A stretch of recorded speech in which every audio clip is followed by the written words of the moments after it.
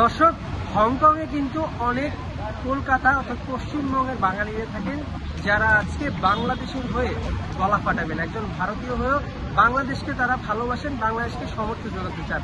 সেরকম কারো কিছু মানুষের সঙ্গে কথা বলবো।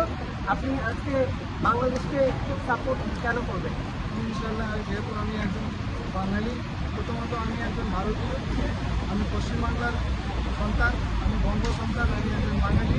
যেহেতু আমি বাংলাদেশ, এপার বাংলা ওপার বাংলা মিলিত হয়ে আজ আমি বাঙালি জাতিকে আমি সম্মান জানাই, আর তাকে সেজন্য আমি সাপোর্ট করছি। আর জিতুক, বাংলাদেশ যেন জিতুক, এটাই আমি চাই। ইনশাআল্লাহ বাংলাদেশ জিতুক।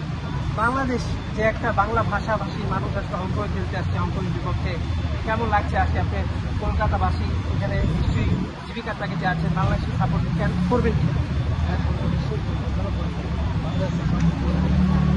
বাংলাদেশের খেলা দেখা হয়, কেমন লাগে? ভালো লাগে।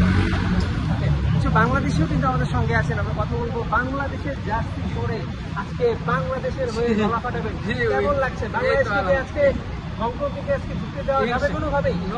না, ইনশাল্লাহ আমরা জিতবো। আমাদের ভরসা আছে, আমাদের হামজা আছে, আমরা জিতবো ইনশাল্লাহ। ওকে, আপনিও এখানে নিশ্চয়ই কাজ করছেন। জার্সি থেকে বাংলাদেশ থেকে পাঠানো হয়েছে কিনা? হ্যাঁ, বাংলাদেশ থেকে পাঠানো হয়েছে।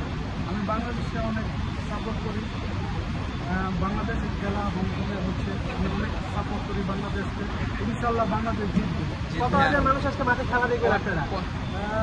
50,000 স্টুডেন্ট। বাংলাদেশি কজন থাকবে? তার বাংলাদেশে থাকবে আপনার 30-40 জন এরকমের।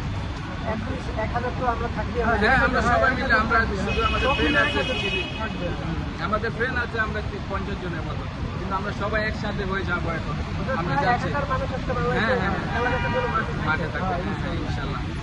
ওকে, যেমনটা বলছিলেন, আসলে এখানকার প্রবাসী বাঙালি এবং কলকাতার মানুষও বাংলাদেশের পক্ষে আজকে গলা ফাটাবেন এবং বাংলাদেশকে কোনোভাবেই তারা হাঁটতে দেবেন এবং সমর্থন জুগিয়ে যাবেন।